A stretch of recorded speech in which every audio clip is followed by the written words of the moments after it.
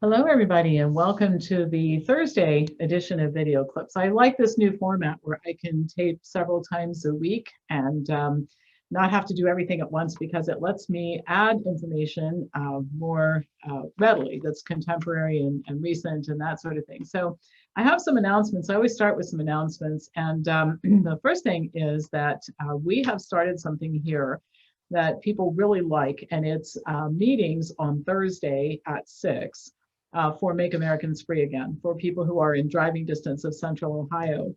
And what I'm going to suggest, a lot of you are asking me all the time, what can I do? How can I be more active?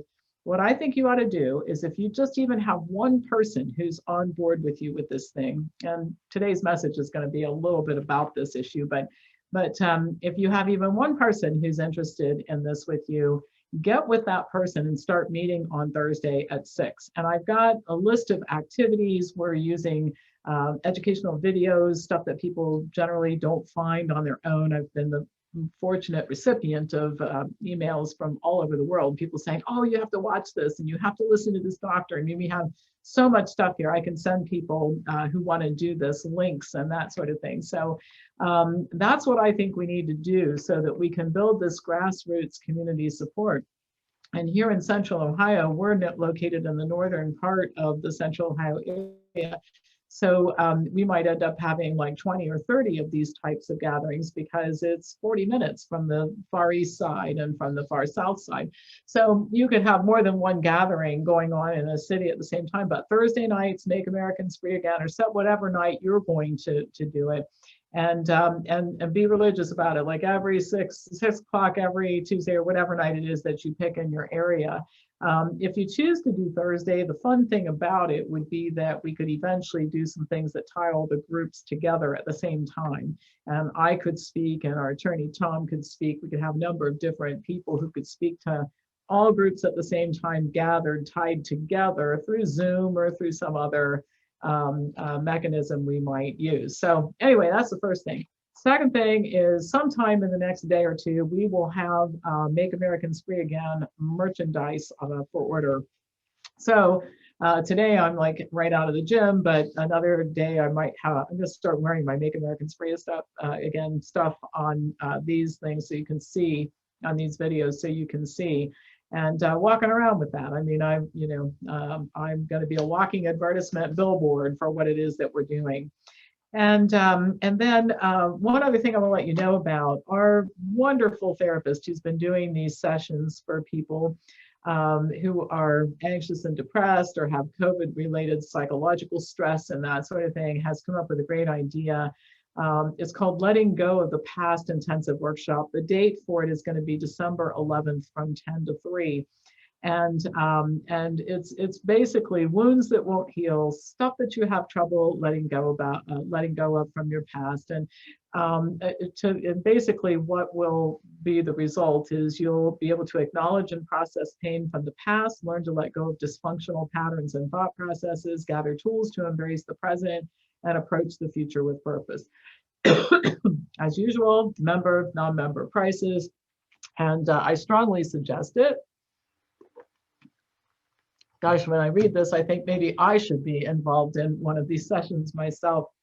So I'll announce that. And then we're doing these COVID, what you need to know about COVID and informed discussion about COVID workshops. I've scheduled 3 and I promise we'll schedule more. And if you go to the MakeAmericansFreeAgain.com website, you'll see we have 3 conference calls scheduled.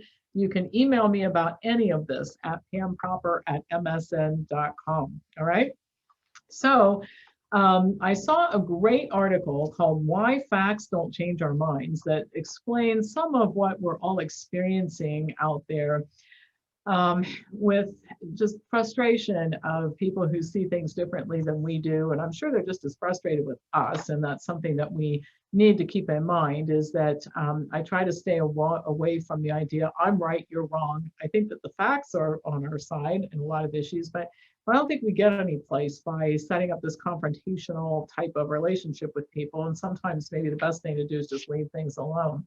But I know from the feedback that I'm getting when I put out information about fractured relationships and just all the change that's going on, that this is affecting everybody. So James Clear is the author of Atomic Habits, and I think he lives right here in Columbus, Ohio. Actually, I think I read this book a long time ago. He's really excellent writer. And I'm going to give some commentary with this, and I'm going to share some excerpts from his article. It's a little longer than I want to share on this video, but I think it's important. I think the information that he shares in this article is important. So he says, the economist J.K. Galbraith once wrote, faced with a choice between changing one's mind and proving there's no need to do so, almost everyone gets busy with the proof. And so really people do get lodged in their belief systems about things. And I understand that, but it's difficult to change your mind. So he goes on to say, what's going on here? Why don't facts change our minds? And why would someone continue to believe a false or inaccurate idea anyway? And how do such behaviors serve us? So he talks about the logic of false beliefs. I mean, there's a reason for everything, and there's a reason why people think the way that they do about a lot of things. And if we understand that, we may be able to reach out to some persuadable people who actually would be willing to sit down and have a conversation. Humans need a reasonably accurate view of the world in order to survive. If your model of reality is wildly different from the actual world, then you struggle to take effective actions each day. However, truth and accuracy are not the only things that matter. Humans have an intense desire to belong. And so one of the things he says, in Atomic Habits, I wrote, humans are herd animals. We want to fit in, to bond with others, and to earn the respect and approval of our peers. Such inclinations are necessary to our survival. For most of our evolutionary history, our ancestors lived in tribes. Becoming separated from the tribe, or worse, being cast out, was a death sentence.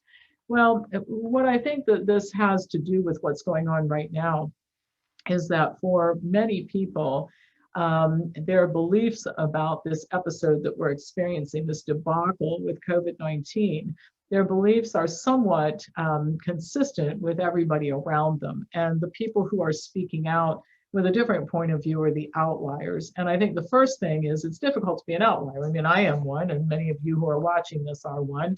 And it's sometimes you just wonder, well, I wish I could just fit in with everybody and agree, because it seems like it would be easier to do that than to constantly be the recipient of sometimes vitriolic statements and threats, and people disconnecting from you because of what you believe and all that sort of thing. Well, you might then understand why somebody, even if they were inclined to take a look, might look at what you're saying and say, there could be some merit to that, but from where I'm sitting right now, I'm part of the group, and the group is safe.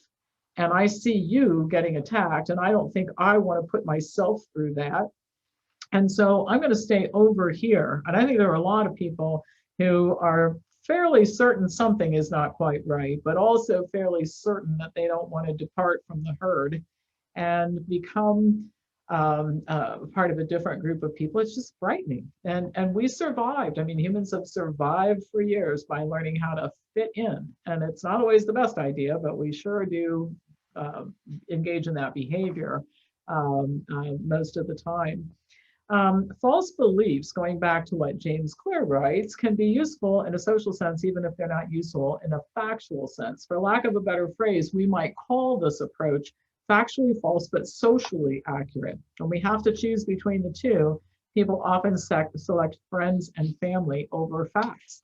And so that might seem a little inconsistent to you if you've lost friends and family over this. But the bottom line is that the people who we've lost are still members of the tribe. Remember, in many situations, and I know that this is true in some of the relationships that have become fractured in my world, you have a big tribe of people over here to which someone I have contact with belongs. And to join with me in the things that I'm saying about this entire thing would be joining with me and a whole lot of people around the world that the person's never met before me. And I get emails, and I'm connected to a lot of people in a lot of different ways, which is great. I enjoy that connection, and I'm on conference calls and in classes. But think about the person sitting over there saying, I can either go over and stand by Pam Popper and start talking about some of the things that she's talking about, and it's me next to Pam, and I've given up the 100 people or however many people it is that I'm socially aligned with right now and who think the way that I think. So anyway, Claire goes on to say, facts don't change our minds, friendship does. Convincing someone to change their mind is really the process of convincing them to change their tribe, because if they abandon their beliefs, they run the risk of losing social ties. You can't expect someone to change their mind if you take away their community too. You have to give them somewhere to go. Nobody wants their worldview torn apart if loneliness is the outcome. So when I said at the beginning, I think we should start having these MAFA, Make Americans Free Again meetings on Thursday, like what we're doing here. I think one of the things that people have told us here is it is a sense of community. It's someplace to go. And if people were thinking maybe that they should be taking a different look at this, going to a place where the group provides some cover, I think is very helpful. So I said that what I wanted to talk about today was tied to my announcements in the beginning. The way to change people's minds is to become friends with them, to integrate them into your tribe, to bring them into your circle. Now they can change their beliefs without the risk of being abandoned socially. But I think that in this situation, we have to recognize that when people change their beliefs about this publicly, they may have a suspicion that they should, but when they do it publicly, they are looking at the group of people who they will be leaving behind and thinking about how difficult that would be, particularly if it's family. I think the most gut-wrenching emails I'm getting are from people who say, I totally understand what you're saying, and I realize that I can't not think the way that I think about this, and I can't say something that's patently false to go along, to get along. I just can't do that. But when it's family, I also just can't fathom that I'm going to completely disconnect from my mother, brother, family, whatever, over this. And so what am I going to do? And I don't have an easy answer for that question. I think everybody has to figure that out for themselves. And maybe the answer to the question is to say, I understand you feel strongly about this. I feel strongly about it. And can we talk about it? I think one of the things that's going on right now that's very concerning to me is that people who disagree cannot seem to have a conversation about it and say, you know, I respect you, and I'm going to get to the place where respect and that sort of thing comes into this. I respect you. I want to listen to what you have to say. And I have to say that I'm not really interested in people who threaten my life. I don't want to hear what they have to say, but if somebody wanted to have a thoughtful discussion about this, and some people do write to me and seem to want to have a thoughtful discussion, I'm all over wanting to do that. So anyway, he goes on to say, sitting down at a table with a group of strangers has the incomparable and odd benefit of making it a little more difficult to hate them with impunity. I think that's the thing that's disturbing about all of this, is that many of the people who are hostile toward one another right now, 6 months ago, were sitting around the table. And the thing that maybe we need to start saying to people is that you do understand that separating people who normally cooperate with one another is a common tactic of bad people. And are we really ready to let this friendship or this family relationship that we've had be completely lost? Are we really ready to do that over this, or should we be having some calm conversation about it? I remember a time when people who had opposite points of view about things engaged in conversation, not necessarily with the idea of changing one another's minds, but of finding ways to coexist with different ideas. And I have to believe that at some point in time, we're going to be able to do this here. He says, perhaps it's not difference, but distance that breeds tribalism and hostility. As proximity increases, so does understanding. I've reminded of Abraham Lincoln's quote, I don't like that man, I must get to know him better. And so facts don't change our minds, friendship does. So perhaps maybe what we should be saying is, if you don't like me, maybe you should be getting to know me a little bit better. And I'm not throwing that out as because I need friends, or because I actually want to change your mind, because I'm happy, I'm fine doing what I'm doing. But what I'm basically saying is that why maybe it's worth exploring why somebody who doesn't think like you thinks the way that they do. So The spectrum of beliefs, according to James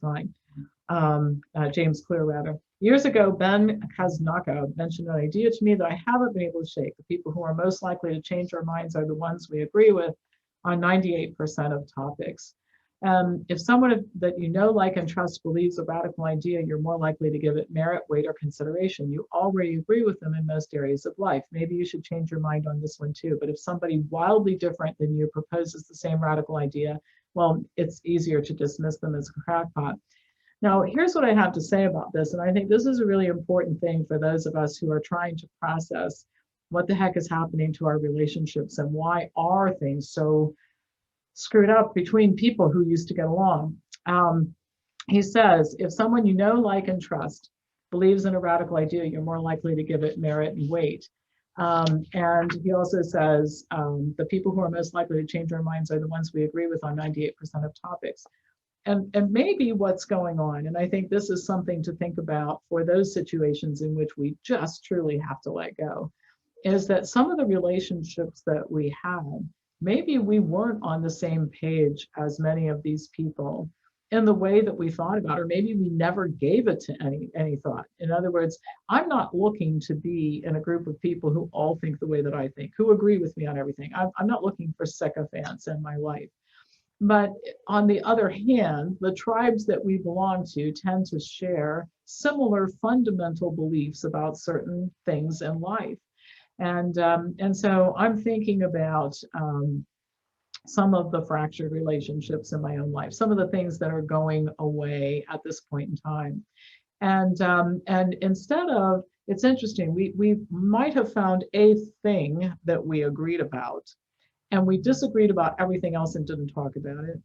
And in that case, that's a very fragile relationship, because if you can only find one thing in common and there's just nothing else, and the whole thing is you have to stay away from talking about most of the things that are important to you in order to be a member of that tribe or to be connected to that person. Gosh, is that a lot of work? And I have thought about that. I have thought about the number of times I have just been quiet, which is not my nature. I speak out when it's appropriate to speak out, and I've been speaking out at conferences about a lot of things that I think are not quite right in my field, and I've been more courageous about doing that, and even that was causing some fractures before this all happened, because some of the tribes that I've previously been a part of, as it turns out, we've shared this one thing that brought us together, but we were so different on so many other things that we were just actually avoiding the kind of deep conversation that I can have with people who are close to me, that doesn't necessarily always lead to agreement, but able to talk about it. There's enough of a connection there that you're able to talk about it. So I don't know if this is making any sense to you, but when I read Claire's article, it just really helped me to understand more what's going on. And I think that I, for one, don't want any more relationships where being quiet is the price of admission. In other words, if I really say what I think, if I really am who I am, it's a deal breaker. What kind of a relationship is that, right? So this business of, the people we're likely to listen to are the people where we have 98% in common. Some of the people we can't have conversation with are people with whom we have almost nothing in common. And what this has done is it has brought that to light. It's brought to light that idea that we're connected to somebody because we agree on a thing or a couple of things, and everything else, we just couldn't be more opposite. And that's a tough relationship to sustain. I can be polite in a party with a big group of people, but I don't know how much of that I can take at a small dinner party, for example. So anyway, another thing that he says, and I think this is really important. There's a reason why bad ideas continue to live on, which is that people continue to talk about them. Silence is death for any idea. An idea that is never spoken or written down dies with the person who conceived it. Ideas can only be remembered when they're repeated, and they can only be believed when they're repeated. And I think that explains the phenomenon that we're seeing too, is that some very bad and incorrect ideas about all of this are being talked about every single day. And they're talked about and repeated and repeated and repeated. And there's a reason for it. There are people who are persuadable through repetition. Repetition galvanizes me. It galvanizes some of you, but it tells you why other people feel the way that they do. And they're so certain about this. They've just heard it so often and they've tuned into it so often. So we're all a product of what we listen to. And this is another thing we're finding out. We're finding out who listens to what. And we're finding out that based on who's listening to what, how different we are and how different our interests are from some of the people who we're disconnecting with, right? So understanding what's going on, I feel so much frustration. Sometimes I can read an email, I just feel the frustration. I feel the angst that's going on. And part of it is just, how could we end up in this situation and what's going on and what's wrong with certain people and all that sort of thing. And I think inherent in this article are some of the explanations about what's going on that we're looking at.